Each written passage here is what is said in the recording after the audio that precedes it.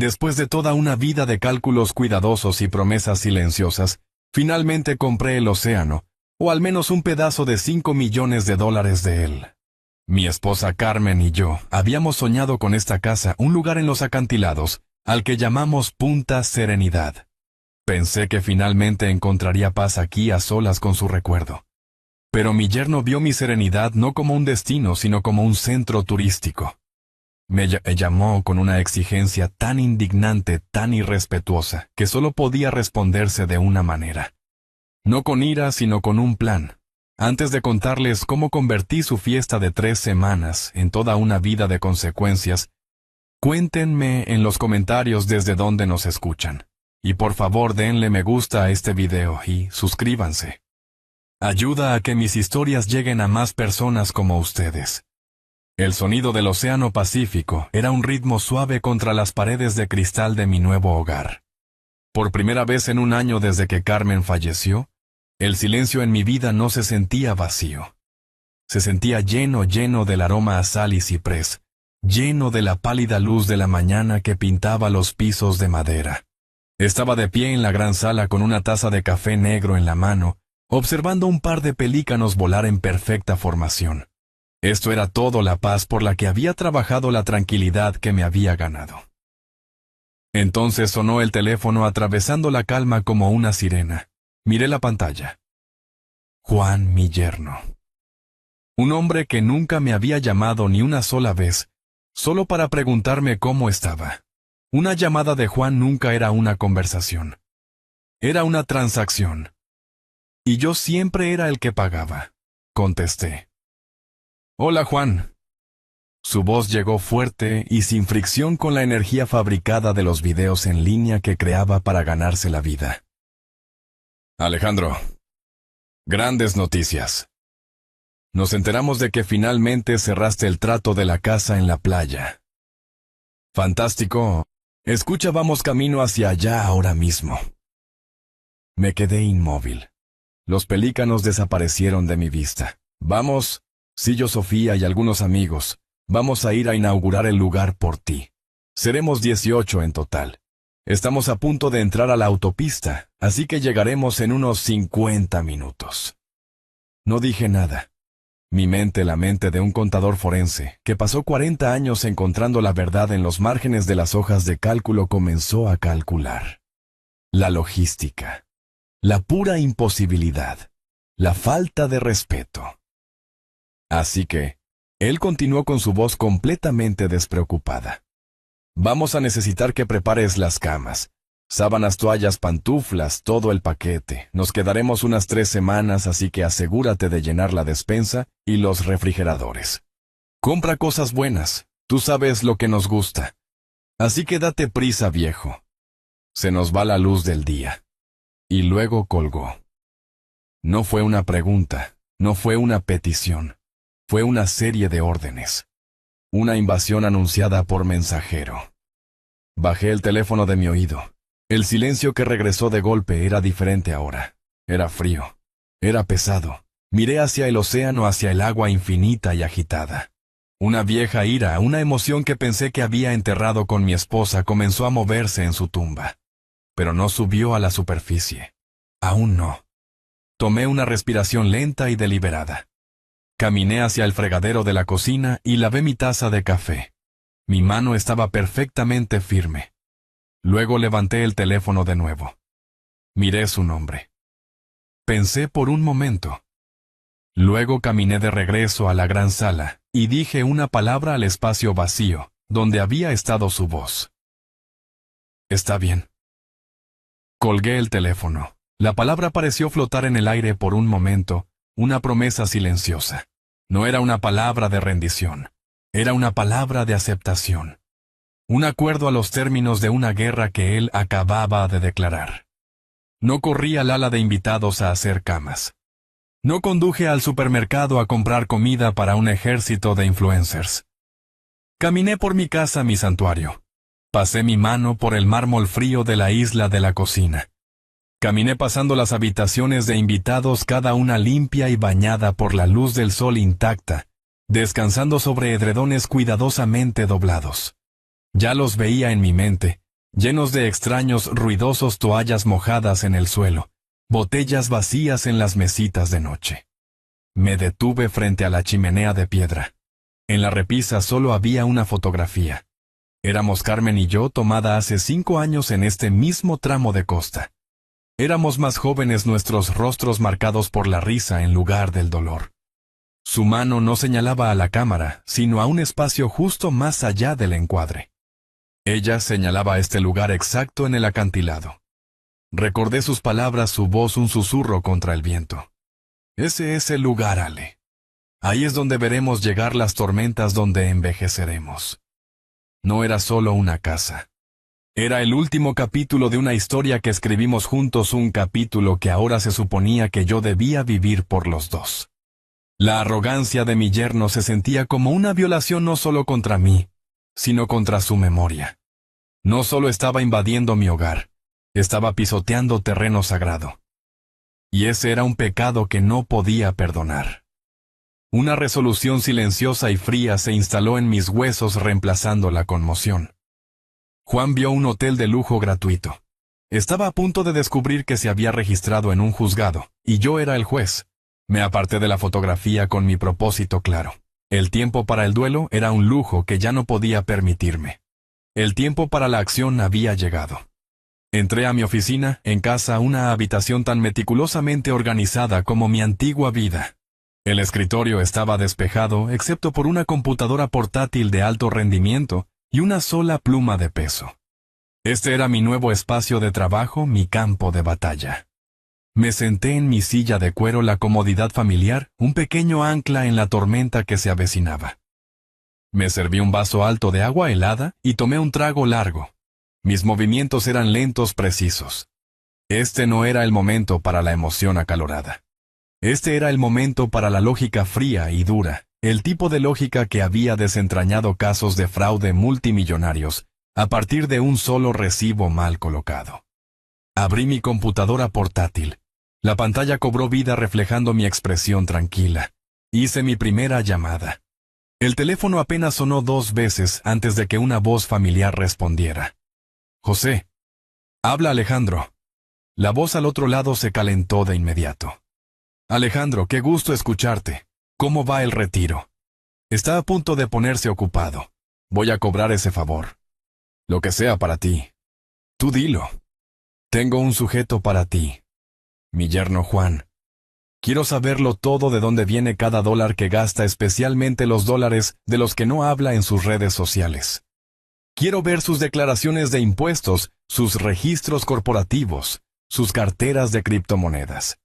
Quiero una llave maestra financiera de toda su vida». Una breve pausa. Luego la voz de José, ahora totalmente profesional. «Dalo por hecho, empezaré de inmediato». Terminé la llamada e inmediatamente hice la segunda. Una voz de mujer aguda y profesional respondió al primer timbre. «Bufete de abogados Reed». «María». «Habla Alejandro». «Alejandro, me preguntaba cuándo llamarías, divirtiéndote en la casa nueva». «Algo así. Necesito un desglose completo e inmediato de los estatutos de la Asociación de Vecinos de la Zona. Todo lo que puedas encontrar. Políticas de invitados, ordenanzas de ruido, restricciones sobre el uso comercial de una propiedad residencial. Quiero saber cada regla, cada vacío legal y cada penalización. Tengo el presentimiento de que vamos a necesitarlos». «Entendido, Alejandro. Y María, prepárate.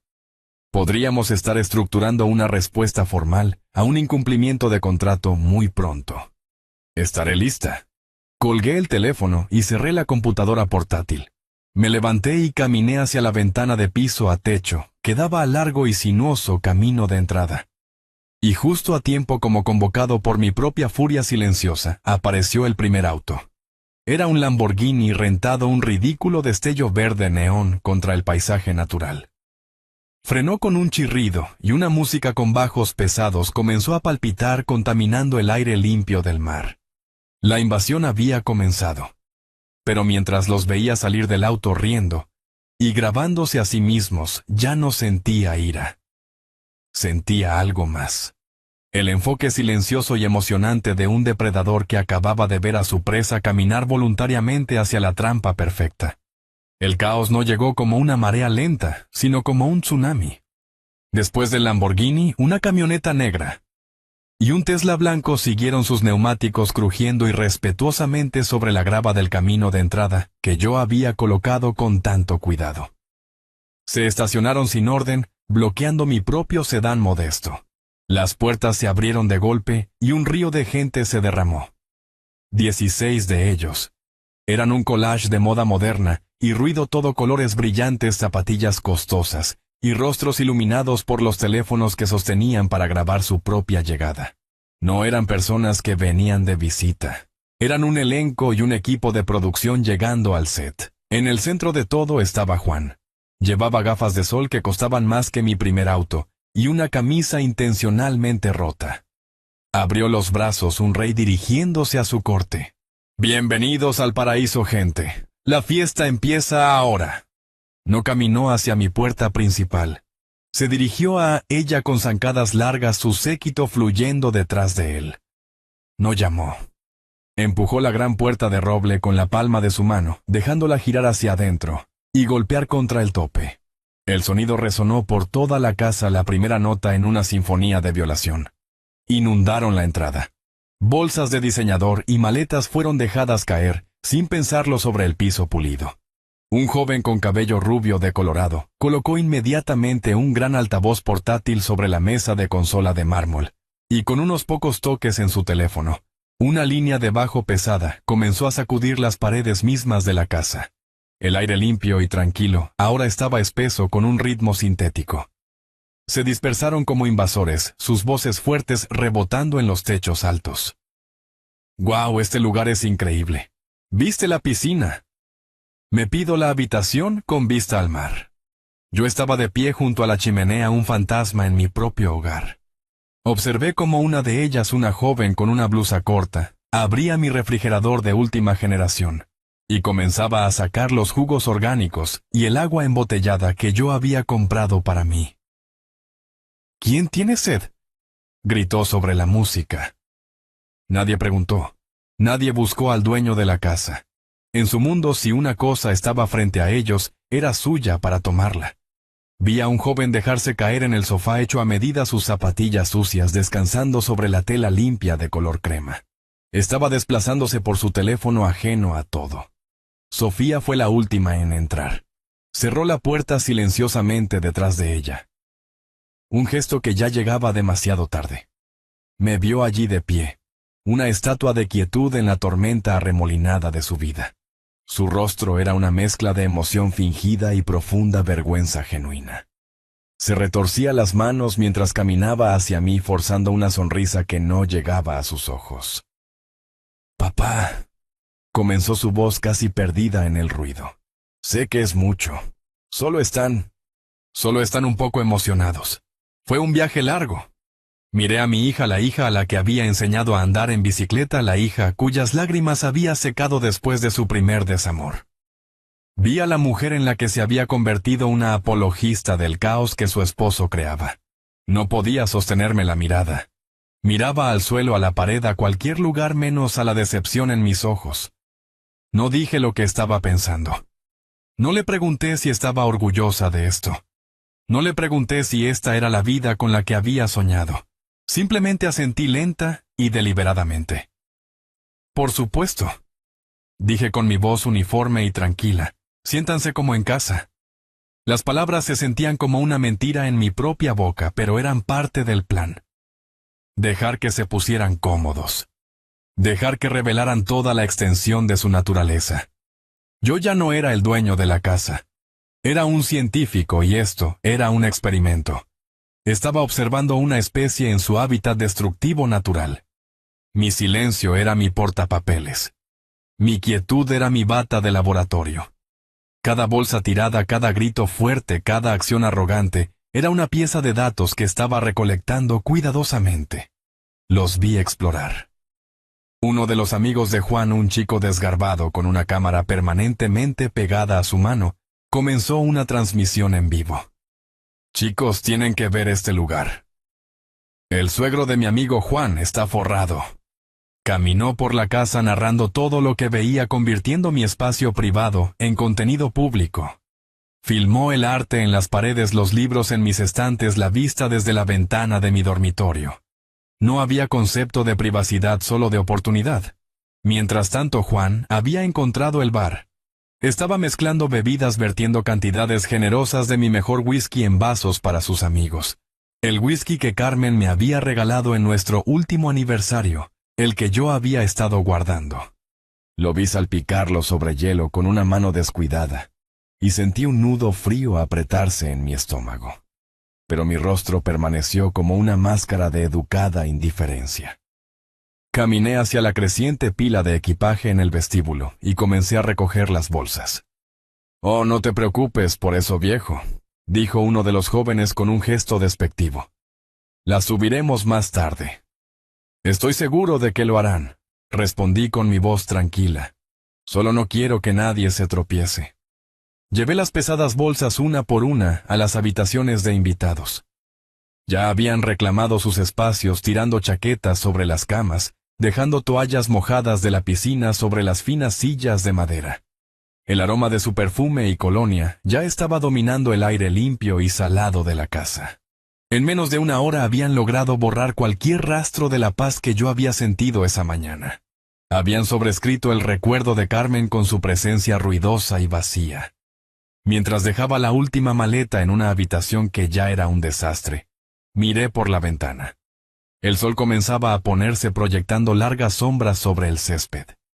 La fiesta apenas comenzaba, pero también mi investigación, y sabía con una certeza que se asentaba profundamente en mis huesos, que yo sería quien la terminara.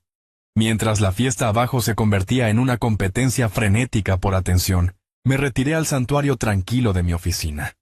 Cerré la pesada puerta y el bajo palpitante de su altavoz se redujo a un latido sordo y distante. Aquí, en mi espacio meticulosamente organizado, el caos se sentía a un mundo de distancia. Ya no era un observador pasivo, era un cazador, y mi trabajo estaba a punto de comenzar. Abrí mi computadora portátil y navegué a la página principal de redes sociales de Juan. Era un monumento digital a una vida que no reconocía, una vida de éxito fabricado y materialismo hueco. Su foto de perfil lo mostraba apoyado contra el capó de un Ferrari rojo, con un reloj con cara incrustada de diamantes en su muñeca. Su sonrisa era amplia y vacía. La página era un largo desplazamiento de imágenes similares. Juan en un jet privado. Juan en un yate rodeado de modelos. Juan sosteniendo gruesos fajos de efectivo con descripciones como: «Solo otro martes. Más, deja que tu dinero trabaje por ti». Era una fantasía cuidadosamente construida, diseñada para atraer a los ingenuos y desesperados. Copié metódicamente los enlaces a sus 20 publicaciones principales, y los pegué en un correo electrónico seguro y encriptado. Se lo envié a José con un asunto simple, sujeto a. Mientras esperaba hice clic en uno de los videos. La cámara temblaba claramente, filmada por uno de sus amigos. Juan estaba de pie frente a una pizarra cubierta de diagramas complejos y flechas, tratando de explicar su último esquema de inversión en criptomonedas. Usaba muchas palabras de moda: descentralización, blockchain, sin igual retorno de inversión. Pero su explicación era superficial, una ensalada de palabras diseñada para confundir en lugar de aclarar. Estaba vendiendo un sueño, no una estrategia. Mientras lo veía gesticular con confianza, sus palabras vacías llenando el aire, escuché la voz de Carmen en mi memoria tan clara como si estuviera parada justo a mi lado. Estábamos en una cena familiar hace años. Juan estaba explicando una inversión similar, infalible, a mi hija, a Sofía. Yo lo había observado, notando la forma en que sus ojos se movían de un lado a otro, verificando ver quién estaba impresionado. Más tarde esa noche, mientras Carmen y yo nos preparábamos para dormir, ella se había vuelto hacia mí. «Es un fantasma, Ale», dijo con su voz suave pero firme. «No hay nada detrás de sus ojos. Todo es solo humo». Ella nunca confió en él. Vio el vacío en él desde el principio, un vacío que él trataba de llenar con el dinero y la admiración de otras personas. Viendo el video ahora vi exactamente a lo que se refería. Sus ojos estaban huecos. Cerré la computadora portátil, el sonido de su voz dejando un sabor amargo en mi boca. Carmen, tenías razón. Susurré a la habitación tranquila. Siempre tuviste razón. Horas después mi aplicación de mensajería encriptada sonó. Era José. El mensaje era corto. Lo tengo. La primera capa ya se está despegando. Esto es interesante. Envió un archivo. Lo abrí. Era un informe preliminar, y lo que vi confirmó mis sospechas, y más. José era rápido. Era el mejor. Había comenzado con lo básico ejecutando verificaciones de antecedentes sobre los activos que Juan ostentaba en línea. El Ferrari rojo de su foto de perfil alquilado por 4 horas, en un servicio de autos de lujo en Los Ángeles. El jet privado, él era invitado de un invitado, una foto tomada en 2 minutos en la pista, antes de que los verdaderos dueños abordaran. El reloj, señaló José, era el detalle más revelador. Había usado software de análisis de imagen para obtener una vista de alta resolución del mismo. Era una falsificación muy buena, pero una falsificación al fin y al cabo. Una pequeña imperfección en la fuente de la ventana de la fecha lo delataba. La vida de Juan no era solo una exageración. Era una fabricación completa, un castillo de naipes, construido sobre accesorios alquilados e imitaciones baratas. Pero eso era solo la superficie. José había cavado más profundo. Había cruzado el número de seguro social de Juan con bases de datos de registro de negocios. Oficialmente Juan era el único propietario de una empresa llamada Inversiones Digitales Miller, LLC. Según sus declaraciones de impuestos, la empresa había declarado un ingreso modesto durante los últimos 3 años, justo lo suficiente para evitar levantar banderas rojas con el fisco. No era ni de lejos suficiente para mantener el estilo de vida que pretendía tener. La verdadera historia, explicó José, estaba en las cosas que estaban ocultas. Había encontrado otras 2 corporaciones fantasma registradas en Delaware, un estado conocido por su secreto corporativo. Estas empresas no tenían empleados, ni productos, ni dirección física. Existían solo en papel. Pero estaban moviendo dinero. Sumas grandes e irregulares. El dinero aparecía en una cuenta, se transfería a través de la segunda, y luego desaparecía en una serie de carteras de criptomonedas indetectables. Mi teléfono sonó de nuevo. Un nuevo mensaje de José. Esto no es solo un tipo tratando de parecer rico, Alejandro. Está lavando dinero. El patrón es amateur, pero el volumen es significativo. Tiene un flujo constante de dinero sucio que viene de alguna parte, y está usando esta personalidad de influencer como fachada. No es solo un presumido, es un criminal. Leí el mensaje 2 veces. Una certeza fría y dura se apoderó de mí. Esto era peor de lo que había imaginado. Mi hija no solo estaba casada con un tonto, estaba casada con un fraude, un hombre que había construido toda su vida sobre una base de mentiras y actividad ilegal. Abajo un corcho de champán estalló seguido de un coro de vítores y aplausos. Estaban celebrando su buena fortuna, viviendo la gran vida en una casa a la que creían tener derecho.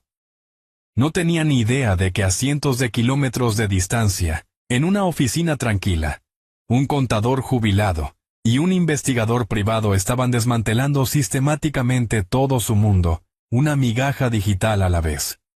Miré los datos en mi pantalla, las empresas fantasma, las carteras cripto, la red de engaños. Para Juan estas eran solo herramientas para su estafa. Para mí eran números en un libro mayor, y yo había pasado toda mi vida haciendo que los números cuadraran.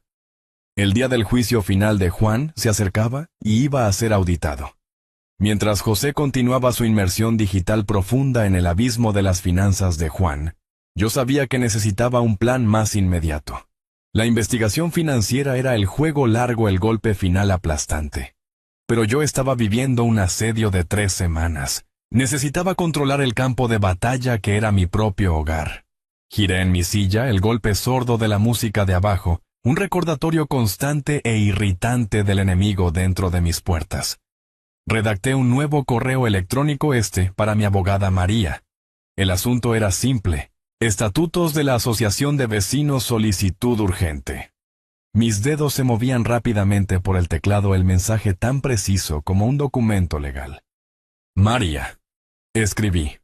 Necesito una revisión completa de los documentos rectores de la Asociación de Propietarios de Punta Serenidad.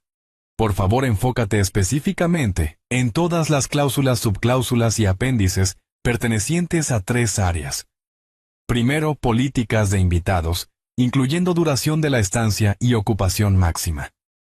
Segundo, ordenanzas de ruido con atención específica a los niveles de decibelios y horas restringidas.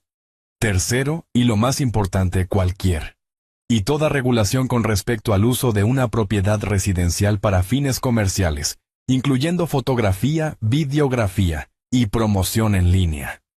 Hice una pausa por un momento pensando en la transmisión en vivo y las interminables selfies. Necesito cada regla, cada penalización y cada paso procesal para reportar una violación. Gracias por tu pronta atención a este asunto. Alejandro. Presioné enviar. Mientras el correo electrónico desaparecía en el éter digital, me recosté en mi silla. Recordé cuando Carmen y yo habíamos leído por primera vez el acuerdo de la asociación. Era una pila de papel gruesa e intimidante. Habíamos bromeado sobre la gran cantidad de reglas, las regulaciones estrictas, sobre todo desde el color del que podías pintar tu buzón hasta el tipo de flores que podías plantar. Pero habíamos elegido esta comunidad por su orden, por su promesa de dignidad tranquila. Veíamos las reglas no como restricciones, sino como un compromiso compartido con la paz. Era irónico. Las mismas regulaciones que definían la serenidad que Juan estaba destruyendo con tanto entusiasmo, estaban a punto de convertirse en mis armas más poderosas contra él. Él y sus amigos veían las reglas como algo para romperse. Yo las veía como un sistema para ser aprovechado. Menos de una hora después apareció una notificación en mi pantalla. Era de María. Su respuesta fue típicamente eficiente, sin contener cortesías, solo una frase: según lo solicitado, por favor ver adjunto. El archivo adjunto era un PDF de 128 páginas, los estatutos completos, y sin abreviar, de la Asociación de Propietarios de Punta Serenidad. Abrí el documento. Era un bosque denso de texto legal, un lugar donde la mayoría de la gente se perdería. Pero para mí era un mapa. Comencé a leer, mis ojos escaneando las páginas, resaltando secciones, tomando notas. Tenía 2 planes de batalla ahora ejecutándose en paralelo. José estaba construyendo el cañón, un arma de aniquilación financiera, que tomaría tiempo construir pero sería devastadora al impactar. En mis manos, en mi pantalla, estaba la munición para la guerra de guerrillas que libraría mientras tanto. Los crímenes financieros serían la caída definitiva de Juan. Pero las violaciones de la asociación serían una tortura lenta, constante y perfectamente legal. Miré la pantalla de la investigación de José mostrando empresas fantasma y engaños. Luego miré la pantalla con las reglas de la asociación, mostrando toques de queda de ruido y límites de invitados. Uno era un delito grave, el otro era una multa. Ambos en mis manos se convertirían en instrumentos de justicia. Los cimientos de mi contraataque ahora estaban firmemente en su lugar. Todo lo que tenía que hacer era esperar a que rompieran la primera regla, y sabía que no tendría que esperar mucho. Durante 2 días dejé que el caos reinara. Fui un fantasma en mi propia casa, un observador silencioso documentando cada transgresión. Trataban a Punta Serenidad no como un hogar, sino como un escenario para sus vidas superficiales. Los vi filmar videos promocionales para una bebida energética barata en mi sala de estar, sus luces de producción dejando marcas en las paredes. Los vi rastrear arena de la playa sobre alfombras antiguas invaluables. Vi cómo trataban a mi hogar no como un santuario, sino como un accesorio, enviándome a hacer mandados, mientras ellos descansaban junto a la piscina. Cada acto de falta de respeto era un leño en un fuego que ardía cada vez más frío, un fuego de pura resolución calculada. Mi paciencia no era un signo de debilidad, era una estrategia. Les estaba dando suficiente cuerda, esperando el momento perfecto para tensarla. Ese momento llegó en la 3ª noche. Juan decidió organizar lo que llamó una fiesta épica. La pieza central de la noche era una transmisión en vivo para sus decenas de miles de seguidores. Montó iluminación profesional alrededor de la piscina infinita, convirtiendo el espacio tranquilo en un club nocturno palpitante. La música comenzó en la tarde, y se hizo más fuerte a medida que el sol se ponía un bajo retumbante implacable, que vibraba a través de las tablas del piso, y hasta mis huesos. Gritos y risas agudas resonaban a través de los acantilados, una violación descarada de la paz sobre la que se construyó esta comunidad.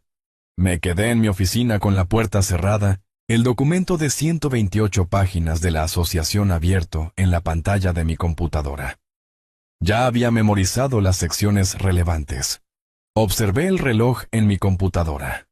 9:45 p.m. 9:55 p.m. El ruido afuera solo se intensificó. Juan, alimentado por el champán y la atención, gritaba a la cámara de su teléfono. Así es como lo hacemos, viviendo el sueño sin reglas, sin límites. Estaba actuando para su audiencia, proyectando una imagen de un hombre que estaba por encima de las consecuencias. A las 10:01 p.m. en punto, levanté mi teléfono. Ya había guardado el número. Me desplacé hasta seguridad de la Asociación de Punta Serenidad. Tomé aire, relajé mi voz y me hice sonar unos años más viejo, un poco más frágil. Ya no era Alejandro, contador forense retirado. Era un vecino preocupado y anónimo. Un hombre con una voz cansada pero profesional respondió. Seguridad de la asociación, habla Marcos. Hola, dije con mi voz suave y ligeramente temblorosa. Lamento mucho molestar tan tarde. Quisiera reportar un disturbio por ruido. Claro, señor, puedo tener su nombre y dirección. Oh, preferiría no decirlo si está bien. No quiero causar problemas con los vecinos, solo soy un anciano que necesita dormir. La fiesta es en el lugar nuevo al final del acantilado. La casa de Alejandro creo que se llama Punta Serenidad. Ha estado ocurriendo durante horas, y ya pasó la regla de las 10 en punto. Podía escucharlo escribiendo. Sí, señor, veo la propiedad y está en lo correcto sobre el toque de queda. Enviaré un auto de inmediato. Muchas gracias, dije agregando un ligero temblor a mi voz. Es usted un salvavidas. Colgué el teléfono. El primer movimiento en el tablero de ajedrez se había hecho. Caminé hacia la ventana de mi oficina, que tenía una vista clara del largo camino de entrada. Apagué las luces de la habitación, convirtiéndome en una sombra. No tuve que esperar mucho. Menos de 10 minutos después, una camioneta blanca impecable con el logo dorado de la Asociación de Punta Serenidad en el costado rodó silenciosamente por el camino de entrada. 2 guardias salieron. No eran oficiales de policía, pero llevaban un aura de autoridad tranquila e inquebrantable. Llevaban uniformes impecables y caminaban con un propósito que yo apreciaba. Eran la encarnación de las reglas, el sistema que yo había puesto en movimiento. Caminaron directamente al área de la piscina, sus linternas cortando a través de la iluminación de fiesta fabricada. Vi cambiar la postura de Juan. Pasó de ser el señor de la mansión a un adolescente defensivo en una fracción de segundo. ¿Cuál es el problema, chicos?, preguntó tratando de sonar casual, pero su voz estaba tensa. El jefe de guardias, un hombre alto con cabello plateado, no estaba impresionado. Señor, mi nombre es Marcos. Soy el jefe de seguridad de la asociación. Hemos recibido múltiples quejas sobre ruido excesivo de esta dirección. Múltiples quejas, se burló Juan mirando alrededor a sus amigos. Solo estamos pasándola bien. La expresión del guardia no cambió. Señor, son las 10:20 p.m. Según los estatutos de la comunidad, sección 8, artículo 4, todo ruido audible al aire libre debe cesar a las 10 p.m. en punto. Esta es una violación directa. El momento fue hermoso en su simplicidad. Juan, que vivía su vida en una transmisión en vivo, estaba siendo reprendido públicamente. La cámara todavía estaba rodando. Sus seguidores lo estaban viendo ser regañado como un niño. Su rostro se sonrojó con una mezcla de ira y humillación. Esta es la casa de mi suegro. Estoy seguro de que está bien. El guardia permaneció impasible. No importa quién sea el dueño de la casa, señor. Las reglas aplican a todos los residentes y sus invitados. Esta es su primera y única advertencia oficial. Si tenemos que regresar, se emitirá una multa de $1000 al propietario y su fiesta será terminada. ¿Entiende? La energía de la fiesta murió instantáneamente. La música ya había sido apagada. Los amigos de Juan estaban en silencio mirando torpemente sus teléfonos o sus bebidas. La ilusión de una fiesta VIP se había hecho añicos. Ahora era solo una reunión vergonzosa que había sido clausurada. Juan, atrapado e impotente, solo pudo apretar los dientes. Sí. Entiendo. Los guardias dieron una mirada final a la escena, asintieron una vez y caminaron de regreso a su vehículo. Mientras se alejaban, Juan se giró y escaneó las casas oscuras en el acantilado, sus ojos buscando al vecino anónimo, que se había atrevido a desafiarlo. Me aparté de la ventana con una pequeña sonrisa fría en mi rostro. Estaba buscando un enemigo en todos los lugares equivocados. La guerra había comenzado. Y él ni siquiera sabía contra quién estaba luchando. El silencio que cayó sobre la cubierta de la piscina era más pesado de lo que había sido fuerte la música. Bajo el resplandor áspero de las luces de la fiesta, cada rostro era un retrato de incomodidad. La energía vibrante de la transmisión en vivo se había evaporado, reemplazada por un silencio espeso e incómodo. Observé desde mi ventana oscura cómo Juan se quedaba congelado por un momento, la sangre subiendo a su rostro, volviéndolo de un rojo profundo y manchado. Sus puños estaban apretados a los costados. Esto no era solo un contratiempo menor para él. Era una humillación pública transmitida en vivo a todo su mundo. Su moneda era una imagen de control sin esfuerzo, y esa imagen acababa de ser destrozada por una llamada telefónica anónima. Pateó una silla de plástico enviándola a patinar por el patio de piedra. Sus amigos se estremecieron. La actuación había terminado. Esta era ira real. Su cabeza se levantó de golpe, y sus ojos escanearon las ventanas oscuras de mi casa, de las casas de los vecinos. Estaba buscando la fuente de su vergüenza. Luego, con un gruñido furioso, se giró y pisó fuerte hacia las puertas de cristal que conducían a la gran sala. Abrió la puerta de golpe con tanta fuerza que se estrelló contra la pared, el sonido rompiendo la quietud. Yo ya me había movido. Ya no estaba en mi oficina. Estaba sentado en un cómodo sillón en la biblioteca, una habitación que él y sus amigos habían ignorado. Una sola lámpara proyectaba un cálido charco de luz a mi alrededor. Estaba leyendo un libro grueso encuadernado en cuero, una historia del Imperio Romano. Me encontró allí. Se paró en la puerta con el pecho agitado, su rostro contorsionado por la rabia. «¡Tú!», gruñó su voz, un rugido bajo. Me señaló con un dedo tembloroso. «Fuiste tú, ¿verdad? Tú los llamaste. Tú cerraste mi fiesta». Levanté la vista de mi libro, tomándome un momento para marcar mi página con el dedo. Parpadeé lentamente, fingiendo una leve confusión académica. «Lo siento», dije con mi voz perfectamente nivelada. «No sé de qué estás hablando, Juan. Está todo bien, la música parece haberse detenido». Su mandíbula trabajó, pero no salió ningún sonido por un momento.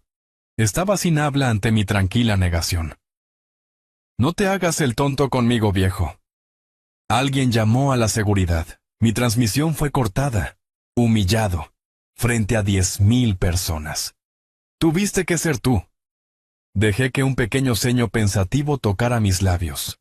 Cerré mi libro colocándolo cuidadosamente en la pequeña mesa a mi lado. «Bueno, eso es desafortunado», dije con un tono que transmitía una simpatía educada y distante. «Pero he estado aquí leyendo durante la última hora. En cuanto a quién llamó, pudo haber sido cualquiera. Esta es una comunidad muy tranquila, Juan. Esa es una de sus principales atracciones. La gente que vive aquí valora su paz. Quizás a uno de los vecinos simplemente no le gusta el ruido fuerte después de las 10. Es una regla bastante sencilla». Me miró fijamente, buscando en mi rostro cualquier indicio de triunfo, cualquier destello de confesión. No encontró ninguno. Mi expresión era de perfecta e inocente placidez. Mi negación fue tan razonable, tan lógica, que lo dejó sin lugar a dónde ir. No podía probar nada. Acusarme más solo lo haría parecer más tonto, más paranoico. Él era un toro y yo era un matador, y acababa de esquivar su embestida dejándolo rabiar contra nada más que el aire vacío. Soltó un sonido ahogado y frustrado me señaló de nuevo, y luego sin nada más que decir giró, y salió furioso de la biblioteca, sus pasos enojados, resonando en los pisos de madera. Esperé hasta que el sonido de sus pasos se desvaneció. Levanté mi libro, encontré mi página, y continué leyendo. Pero no estaba absorbiendo las palabras. Estaba saboreando la victoria. La primera confrontación directa había terminado. Él había cargado y yo no había parpadeado. Había usado su propia ira e impulsividad en su contra. La guerra ya no era silenciosa. Ahora me veía como un obstáculo y enemigo bajo su propio techo. La tensión en la casa acababa de aumentar y la presión se estaba acumulando. Pensaba que la pelea era sobre las reglas de la fiesta. No tenía idea de que era una guerra que ya había perdido. A la mañana siguiente de que se clausurara la fiesta, un silencio pesado y agrio llenó la casa. El aire estaba espeso con resentimiento tácito. Los amigos de Juan, que habían sido tan ruidosos y bulliciosos, ahora se movían silenciosamente hablando en susurros. Evitaban mi mirada mirándome con un nuevo tipo de cautela. Juan, sin embargo, no se molestó en ocultar su hostilidad. Observaba cada uno de mis movimientos con los ojos entrecerrados por la sospecha. Si levantaba un vaso, él miraba. Si caminaba hacia la ventana, él miraba. Era un depredador buscando una señal de debilidad, y me aseguré de no darle ninguna. La Guerra Fría comenzó en serio al quinto día, en un intento por reclamar su autoridad y crear nuevo contenido para sus seguidores. Juan decidió convertir mi sala de estar en un set de filmación. Él y 3 de sus amigos fueron contratados para promocionar una nueva marca de tequila artesanal. Empujaron mis muebles hechos a medida, instalaron luces de producción brillantes y calientes, y comenzaron a escenificar fotos con la botella. Vertieron el líquido ámbar en mis vasos de cristal, los que Carmen había heredado de su abuela, y posaron con ellos sus expresiones, una imitación barata de sofisticación. No solo estaban usando mi hogar, lo estaban abaratando, convirtiendo su elegancia en un telón de fondo para su trato de marca vulgar. No interferí. No dije una palabra. Simplemente caminé pasando la puerta abierta con mi teléfono en la mano, sostenido casualmente a mi lado. La cámara estaba encendida. Tomé un video corto y claro de toda la escena, las luces. La cámara, las botellas de tequila alineadas en mi mesa de café, el acto inconfundible de una empresa comercial. Luego, desde la tranquilidad de mi oficina, tomé algunas capturas de pantalla de alta resolución y envié el video y las fotos por correo electrónico a María. Mi mensaje fue breve. Sección 12, artículo 2. Uso comercial de una propiedad residencial. Por favor, procedan como se discutió. El efecto fue más rápido de lo que había anticipado. 2 horas después, estaba en la cocina haciendo un sándwich, cuando escuché el teléfono de Juan sonar con una notificación de correo electrónico. Estaba en el patio presumiendo ante sus amigos. Observé a través del cristal mientras sacaba su teléfono con expresión confiada. Mientras leía, su sonrisa se desvaneció. El color desapareció de su rostro. Podía ver sus ojos abriéndose con incredulidad y furia. Acababa de recibir una notificación formal de cese y desista del asesor legal de la asociación completa, con capturas de pantalla de su trabajo promocional. La carta citaba el estatuto específico que había violado y detallaba una multa de $2,000 por la infracción, más $500 adicionales por cada día, que el contenido permaneciera accesible públicamente en línea. Entró furioso a la cocina agitando su teléfono en mi cara. ¿Qué es esto? Esto es acoso. Miré el teléfono y luego a él, mi expresión una de leve preocupación. Parece ser un correo electrónico de la Asociación de Propietarios. Dije con calma. ¿Tienes algún tipo de problema? Su boca se abrió y se cerró, pero no salieron palabras. Él lo sabía. Sabía que yo estaba detrás de esto, pero no tenía pruebas. La queja fue anónima, la acción tomada por los abogados de la asociación. Acusarme era sonar loco. Con un grito estrangulado de rabia, regresó afuera, y lo escuché gritándole a sus amigos. «¡Bórrenlo! ¡Borren todo ahora!». Tomé un bocado lento de mi sándwich. La primera batalla de la Guerra Fría fue una victoria decisiva. Al día siguiente, escalé mi campaña de desgaste psicológico. Sus vidas enteras, había observado, dependían de una conexión a Internet constante de alta velocidad. Era su línea de vida con sus seguidores, su fuente de validación, todo su modelo de negocio. Así que a media tarde, mientras hacía una limpieza ligera en el estudio, me encontré detrás del enrutador principal de Internet. La parte trasera de la máquina estaba bastante polvorienta, un verdadero peligro de incendio. Simplemente desconecté el cable de alimentación principal y la línea de fibra óptica para darle una limpieza adecuada al área. Luego noté un colibrí particularmente interesante flotando fuera de la ventana. Me absorbí tanto observándolo, que olvidé por completo volver a conectar los cables. Unos minutos después, la armonía de la casa se hizo añicos por un coro de gritos frustrados. «El Wi-Fi se cayó. Oh, me sacaron de mi juego, Ney. Estaba a la mitad de subir un video». El caos era hermoso.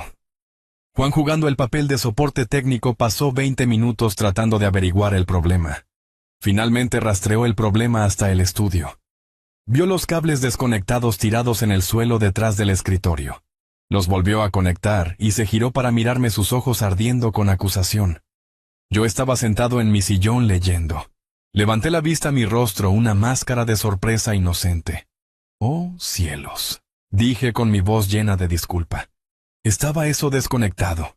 Solo estaba sacudiendo el polvo allá atrás. Lo siento terriblemente. Estas nuevas tecnologías son tan confusas para mí. Mi fingida impotencia fue un muro perfecto contra su rabia. No podía gritarle a un anciano confundido por tratar de ser ordenado. Solo se quedó allí respirando pesadamente, derrotado una vez más. Mi movimiento final de la semana fue quizás el más satisfactorio.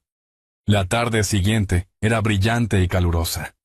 Un grupo de los seguidores más devotos de Juan, 4 mujeres jóvenes y 2 hombres jóvenes, estaban acomodados en tumbonas alrededor de la piscina. Todos estaban en trajes de baño costosos, aceitados, gafas de sol puestas, teléfonos en mano, capturando el contenido perfecto para tomar el sol. Fui al garaje supuestamente para organizar mis herramientas de jardinería. En la pared estaba el panel de control central para el sistema de riego automatizado de la propiedad, una cuadrícula compleja de botones y diales. Lo estudié por un momento, luego miré el manual del usuario. Debo haber confundido los tiempos para los macizos de flores.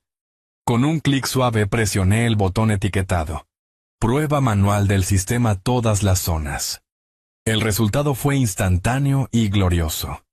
Cada aspersor en el acre de césped cuidado entró en erupción a la vez. Chorros de agua fría de alta potencia se dispararon al aire, creando un aguacero repentino directamente sobre la cubierta de la piscina. Los bañistas gritaron. Hubo una loca carrera de pánico mientras trataban de salvar sus bolsos de diseñador y sus teléfonos de $1000 del diluvio. En segundos estaban empapados hasta los huesos, sus imágenes cuidadosamente elaboradas arruinadas. Salí corriendo del garaje, mi rostro una imagen perfecta de alarma. «¡Oh, Dios mío!», grité sobre el agua sibilante. «Este sistema tiene vida propia. Lo siento mucho. Debo llamar a un técnico de inmediato». Juan salió corriendo, su rostro una máscara de total incredulidad. Miró a sus amigos empapados y temblando, luego a mí, jugueteando con el panel de control como si tratara de apagarlo. «¿Estás haciendo esto a propósito?», siseó con su voz baja y temblando de furia. Me volví hacia él, mi expresión herida, mis ojos muy abiertos con la conmoción de un hombre siendo injustamente acusado.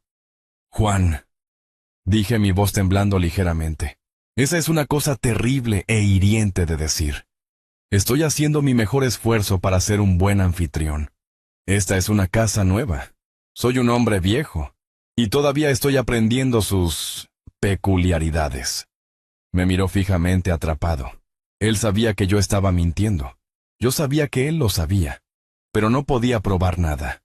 El anciano senil era mi coartada perfecta y lo estaba volviendo completamente loco. Las 3 semanas se sintieron como toda una vida. La Guerra Fría había dejado sus cicatrices en la casa y sus ocupantes temporales. Mi campaña de inconvenientes silenciosos había convertido sus vacaciones de ensueño en una prueba frustrante. La villa, una vez prístina, ahora tenía la sensación cansada y desgastada de un alquiler barato al final de una larga temporada. Los invitados estaban irritables. La tensión constante había erosionado su espíritu festivo, dejando atrás un residuo de aburrimiento y resentimiento. La autoridad de Juan se había desmoronado. Ya no era el líder carismático de una tribu amante de la diversión. Era un hombre malhumorado y paranoico caminando por los pisos de una casa que lo estaba rechazando activamente. Sabía que estaban jugando con él, pero no podía probarlo. El sentimiento de impotencia lo estaba comiendo vivo. Yo había resistido. Había observado el choque en cámara lenta de su arrogancia, y mi resolución solo se había endurecido. Le había dado cada oportunidad para mostrar una pizca de decencia, y había fallado en cada giro. Ahora vaya, había llegado el día final. Era la mañana de su partida programada. Me senté en mi oficina viendo la niebla quemarse sobre el océano, un sentido silencioso de finalidad asentándose sobre mí. Mi computadora portátil sonó. Era una sola notificación discreta de mi aplicación de mensajería segura. El remitente era José.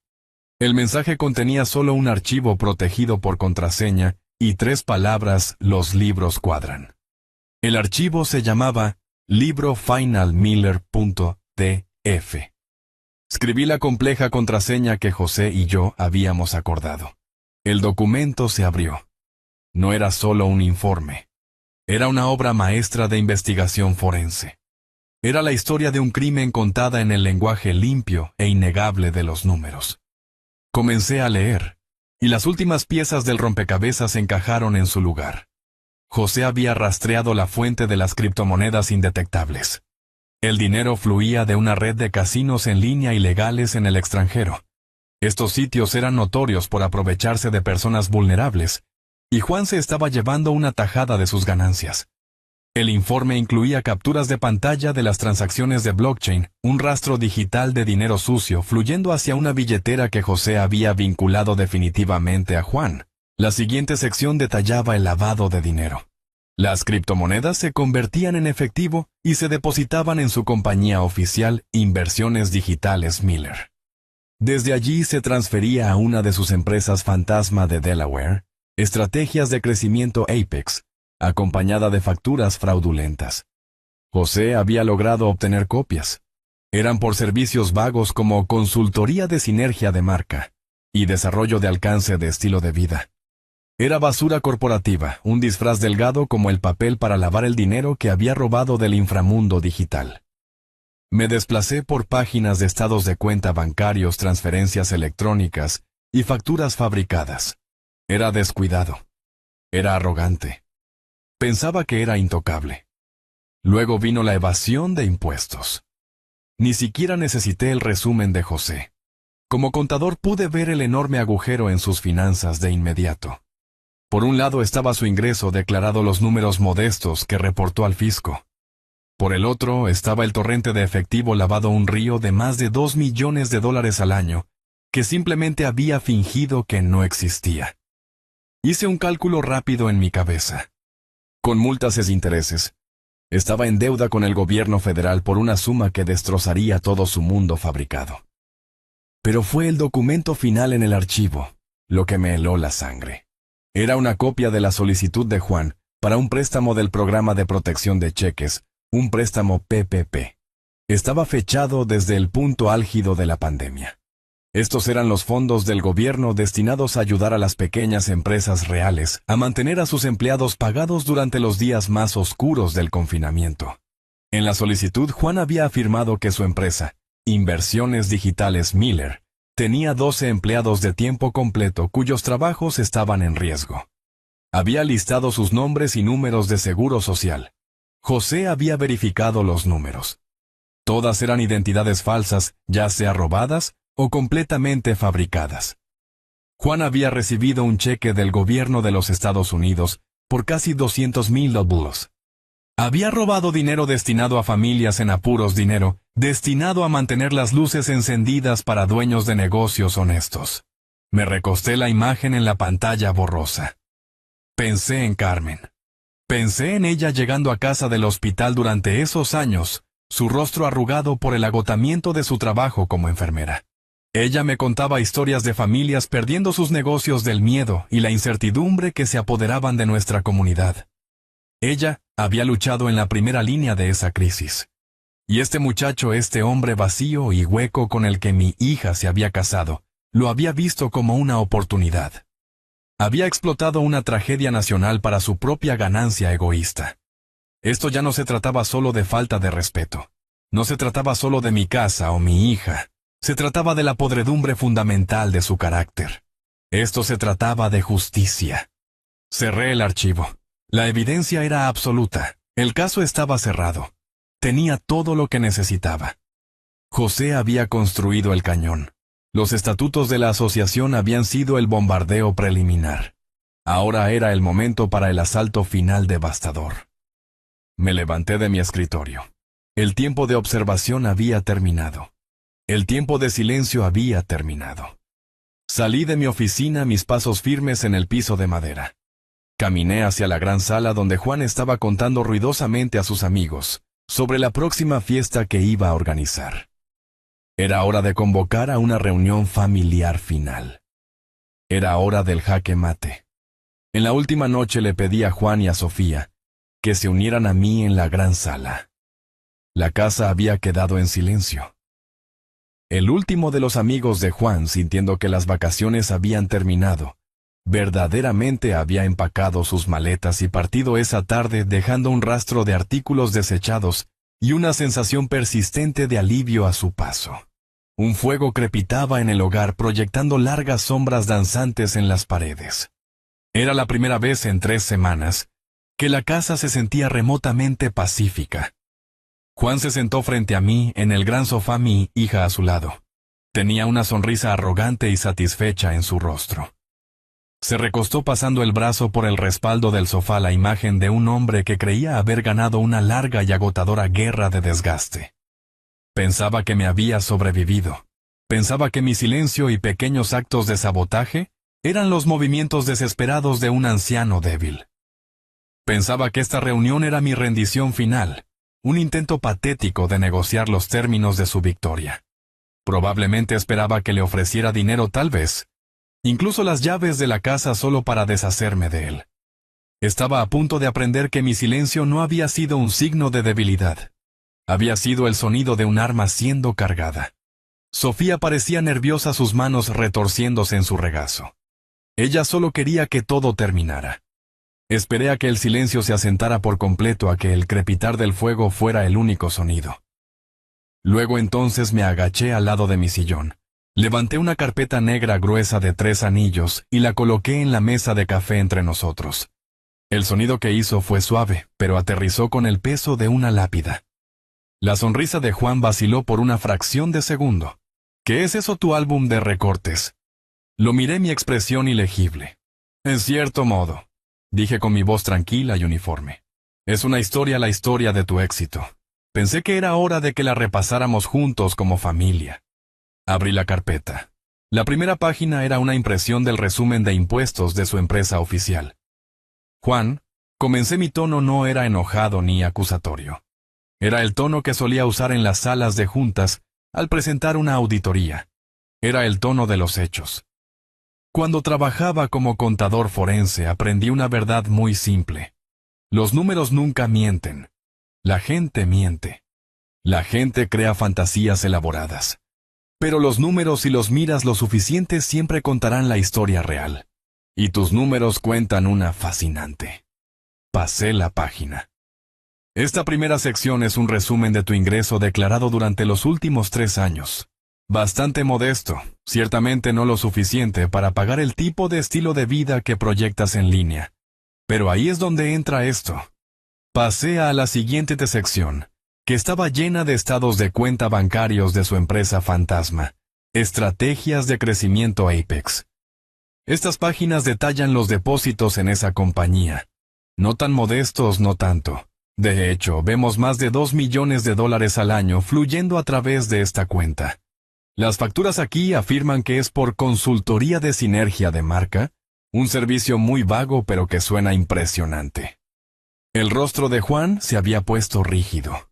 La sonrisa había desaparecido reemplazada por una mirada tensa y defensiva. Sofía miraba de un lado a otro entre los papeles, y la cara de su esposo un nudo de confusión y miedo apretando su expresión. Pero la verdadera pregunta... Continué pasando la página de nuevo. Es ¿de dónde vino este dinero? Ahí es donde se pone interesante. Esta siguiente sección es un análisis de blockchain. Muestra una línea directa e ininterrumpida de transferencias de criptomonedas, desde los servidores de varios casinos en línea ilegales en el extranjero, directamente a una billetera digital que hemos vinculado a ti. No estabas consultando Juan, estabas lavando sus ganancias. Juan comenzó a hablar un sonido estrangulado en su garganta. Esto es una locura. No puedes probar. Levanté una mano y él guardó silencio. Oh, pero puedo, dije suavemente. Y se pone peor. Pasé a la pestaña final en la carpeta. El papel en la parte superior era una copia de su solicitud de préstamo PPP. Y esto es mi favorito personal. Tu solicitud de fondos de ayuda pandémica para tus 12 empleados de tiempo completo, un esfuerzo noble para mantener a la gente empleada durante una crisis nacional. Lo miré. Excepto por supuesto que ninguna de estas personas existe. Robaste casi $200,000 de un programa diseñado para ayudar a familias que lo estaban perdiendo todo. Sofía dejó escapar un pequeño grito ahogado, su mano volando a su boca. Miró a Juan con los ojos muy abiertos por el horror. Juan, ¿es esto cierto? Juan estaba tan pálido como una sábana, su postura confiada completamente desaparecida. Estaba mirando la carpeta como si fuera una serpiente venenosa lista para atacar. Pasé a la última página. Era una hoja de cálculo simple y sencilla, que yo mismo había preparado. Me he tomado la libertad de hacer un cálculo preliminar, Juan. He sido muy conservador con mis estimaciones basado en los ingresos no declarados, el préstamo gubernamental fraudulento y los fondos lavados, y luego sumando las multas estándar del IRS por fraude fiscal y falta de presentación que son bastante severas. Actualmente estás endeudado con el gobierno de los Estados Unidos por un estimado de $4.7 millones. Dejé que el número flotara en la habitación. $4.7 millones. Y eso, por supuesto. Agregué con mi voz ahora apenas por encima de un susurro. Es un tema separado de los cargos criminales. Fraude electrónico, lavado de dinero, conspiración para defraudar a los Estados Unidos. Las pautas federales de sentencia para este tipo de crímenes, cuando se agrupan, son bastante estrictas. Un buen abogado, un abogado muy costoso, podría reducirlo a 15 años en una prisión federal. Uno malo bueno, tendrías mucho tiempo para pensar en tu sinergia de marca. Cerré la carpeta. El golpe suave resonó en la habitación silenciosa. El fuego crepitaba ajeno. Juan se sentó allí roto, el peso de los números presionándolo, aplastando la cáscara hueca del hombre que pretendía ser. La habitación estaba en silencio. Los números habían hablado y habían dicho una sola palabra. Culpable. Juan hizo un sonido, un ruido seco y rasposo desde el fondo de su garganta. Parecía un hombre que acababa de ser sacado de los restos de un accidente automovilístico, sus ojos abiertos con un horror demasiado grande para su rostro. Trató de hablar, pero solo salió un tartamudeo patético. No puedes... Estaba tratando de formar una negación, pero las palabras no tenían convicción. Los números en la carpeta eran demasiado reales, demasiado absolutos. Era un holograma cuyo proyector acababa de ser desconectado. Mi hija Sofía era una estatua de dolor. Lágrimas silenciosas corrían por su rostro, trazando caminos a través de su maquillaje. No me estaba mirando a mí. Estaba mirando a su esposo, pero la mirada en sus ojos era de una realización amanecida y enfermiza. Lo estaba viendo por primera vez. No al influencer encantador, no al empresario exitoso, sino al fraude. Al ladrón. Al hombre que había construido su vida sobre una base de arena y mentiras. El silencio en la habitación era absoluto, roto solo por el sonido de sus sollozos tranquilos y desconsolados. No dije otra palabra, mi parte en la conversación había terminado. Alcancé el pequeño y elegante control remoto en la mesa de café. Apunté a la gran pantalla de televisión oscura, montada sobre la chimenea. La pantalla, que había sido un espejo negro, reflejando la terrible escena en la habitación, cobró vida con un clic suave. La luz repentina hizo que ambos se estremecieran. Apareció una imagen. Era el rostro de una mujer de unos 40 y tantos años, con ojos agudos e inteligentes, y cabello recogido en un moño profesional severo. Llevaba un blazer oscuro, y estaba sentada frente a una pared de libros de leyes. Era la imagen de la calma y el poder corporativo. Miró directamente a la cámara como si estuviera sentada en la habitación con nosotros. Juan miró la pantalla con la boca ligeramente abierta. «Buenas noches, señor Miller», dijo la mujer. Su voz era nítida, clara y totalmente desprovista de emoción. «Mi nombre es María Reed. Soy asesora legal del señor Alejandro Patterson. Él me ha autorizado para informarle que está en posesión de un archivo completo que detalla numerosos delitos financieros conectados con usted y sus entidades comerciales. Estos delitos incluyen, pero no se limitan a, conspiración de fraude electrónico para cometer evasión de impuestos y la adquisición fraudulenta de fondos de ayuda federal». María hizo una pausa, dejando que el peso de los cargos oficiales se asentara en la habitación. «¿El señor Patterson?», continuó con su voz inalterable. «No desea ver a su hija, su esposa, envuelta en una investigación federal prolongada y pública. Por lo tanto, me ha instruido presentarle dos, y solo dos opciones. Estas opciones no son negociables, y expiran en precisamente 60 minutos. Lo miró su mirada inquebrantable. Opción A. Usted y su esposa empacarán cada uno una maleta de pertenencias personales. Desalojarán esta propiedad inmediatamente. Firmará un acuerdo de separación financiera y restitución total que ya he redactado. Este acuerdo transferirá todos sus activos, cuentas y propiedades legalmente mantenidos a su esposa Sofía Patterson Miller. A cambio de su cooperación total e inmediata, el señor Patterson considerará este asunto concluido. No esperó una respuesta. Opción B. Si rechaza estos términos, o si no cumple dentro del plazo de 1 hora, una copia completa sin editar de este archivo probatorio, junto con una declaración jurada de mi cliente, será entregada por mensajero a la División de Investigación Criminal del Servicio de Impuestos Internos, IRS. Una segunda copia será entregada a la Unidad de Delitos de Cuello Blanco de la Oficina de Campo del FBI, en San Francisco.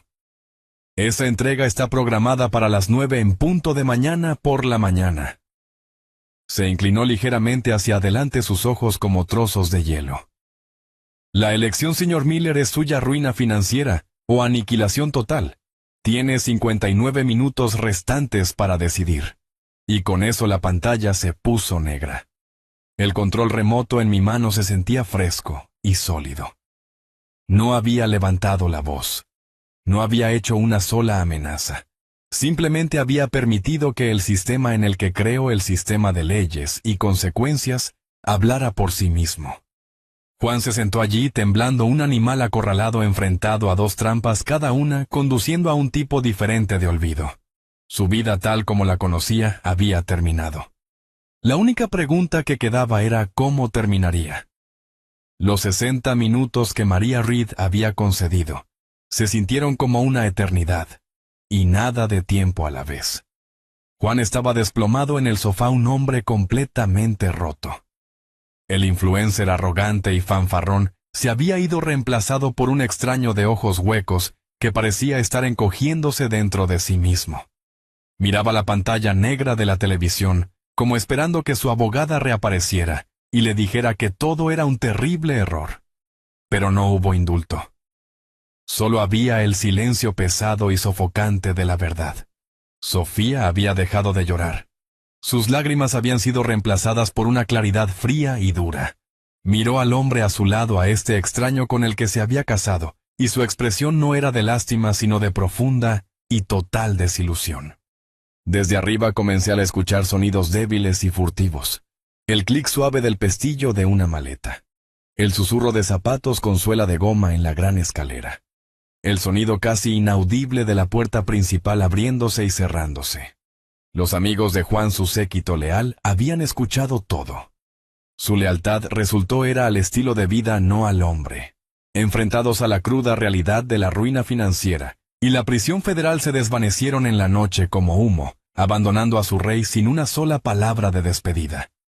Eran ratas, y el barco no solo se estaba hundiendo, ya estaba en el fondo del océano. Mi tableta sonó con un archivo entrante de María. Abrí el documento. Era el acuerdo de separación financiera, 20 páginas de texto legal denso e implacable. Coloqué la tableta en la mesa de café y la deslicé por la madera pulida hacia Juan. Sus ojos estaban vidriosos. No pareció entender al principio. Sofía, con su voz ahora firme y desprovista de su calidez anterior, habló por primera vez. «Fírmalo, Juan». Él la miró con expresión suplicante. «Sophie, por favor, podemos arreglar esto». Ella negó con la cabeza, una sola lágrima trazando un nuevo camino por su mejilla. «No», dijo con su voz apenas un susurro. «No queda nada que arreglar. Fírmalo». Con una mano temblorosa que parecía pertenecer a un hombre 3 veces mayor, Juan tomó el lápiz digital. Se desplazó por las páginas sin leerlas. Sus ojos solo escaneaban las palabras que estaban disolviendo su vida. Estaba firmando la entrega de los autos, las cuentas, las propiedades, todo el imperio fraudulento que había construido. Cada trazo de la pluma era una confesión. Cada letra de su firma era un acto de rendición.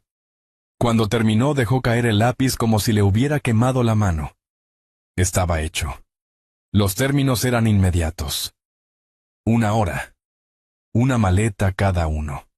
Observé mientras subían las escaleras en un silencio derrotado.